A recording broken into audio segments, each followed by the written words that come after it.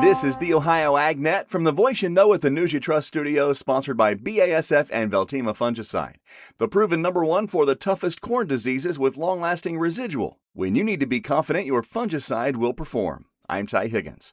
Visit the Greenville Farm Power of the Past at the Darke County Fairgrounds, July 9th, 10th, and 11th. You can learn more at greenvillefarmpower.org. There has been a lot of moisture in the ground and in the air since planting season. Luke Schulte is with Beck's Hybrids. We talked about what he's seeing out there as far as disease pressures mid-growing season and some of the things that Beck's practical farm research calls for when finding certain challenges. We obviously in Southern Ohio had a great planting season. Things went in really, really well. Then starting April 27th, felt like the wheels came off because we just were kind of in somewhat called a monsoon season, just a lot more days of wetness and saturated soils than dry days. And particularly, I think there's things to look out for as a result of the moisture early and now the continued moisture. And one is what we call crown rot.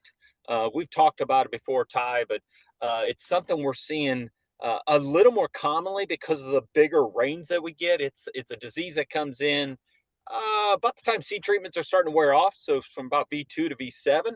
And it affects that crown tissue.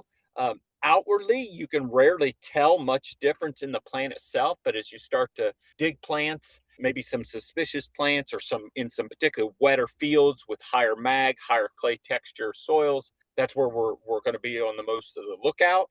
And we are seeing a fair amount of crown infection, crown discoloration. In fact, we've got a study kind of unrelated that our PFR guys at London took some samples of 6 different treatments with 2 different hybrids, and Fusarium crown rot was detected in every lab sample out of Purdue. So it is here.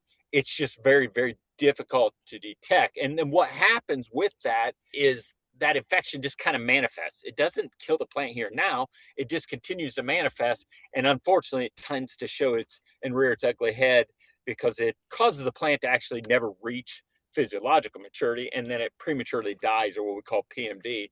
And essentially, if say you plant a 112-day hybrid, depending on the severity, it'll transition that 110-day hybrid into say 105, 106, 107, and some standability issues can be paired with that.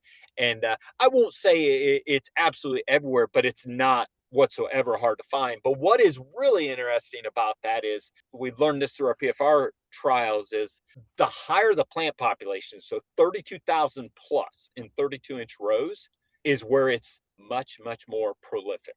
Really interesting. I think that's an indication of we know population is a stress to corn, especially with those broader rooted hybrids. And it's interesting that it's showing up a lot more significantly, and that the higher populations have certainly exacerbated. That's one thing to be aware of. That is hard to detect, hard to get a true handle on, other than we look for hybrid susceptibility, and then also just digging some plants and splitting some crowns up and so forth. A lot of times you can tell just by the naked eye as opposed to always having to send it into the lab. Our entire conversation is in the new Ohio AgNet podcast, online now at ohioagnet.com. Get a check of the forecast now with Ryan Martin, brought to you by Seed Genetics Direct, the #1 fastest growing and largest Ohio-based seed company. I'm not going to rule out pop-up showers and thunderstorms this afternoon statewide. Now, we may only end up with about 60% coverage, but the chances are everywhere. For tomorrow, we're looking at a slightly less humid setup with a mix of clouds and sunshine. Scattered showers limited to down near the Ohio River. Wednesday, we are dry everywhere, and then Thursday, Friday, showers and thunderstorms trying to come back. I'm Ryan Martin. Ryan, thank you. Market analysis and the latest numbers from Chicago after this as the Ohio AgNet continues. The Ohio Soybean Council is investing in research and innovation to help Ohio soybean farmers get more from every acre. Your checkoff supports research focused on improving yields, reducing costs, and finding solutions to pests and diseases. Through Arable Research Lab, your checkoff is helping bring new soy-based products to market because innovation on and off the farm helps create more opportunities for your soybeans. Visit soyohio.org to see how your Ohio soybean checkoff is driving innovation. Welcome back to the Ohio AgNet. I'm Ty Higgins, and today's market analysis is brought to you by Louis Dreyfus Company. Excited to bring a brand new soybean crush facility to Upper Sandusky. Learn more about marketing your beans with LDC at 574-566-2113. Extreme heat returning in Western Europe with limited rain chances again for France. French maize conditions fell another 18 points last week to just 59% good to excellent, and in the past 2 weeks have plunged 26 points. The crop ratings reported to be the worst since 2013. China just bought 200,000 metric tons of new crop U.S. beans. To date, old crop U.S. soy commitments at 1.509 billion bushels are ahead of the pace USDA expects. At midday, July corn up 14.5 at 439.5, December 456.5 and 15 cents higher. July soybeans up 35 3/4 at 1164.5, new crop November 1189.5 up 41 3/4, and July wheat 13 cents higher at 603.5.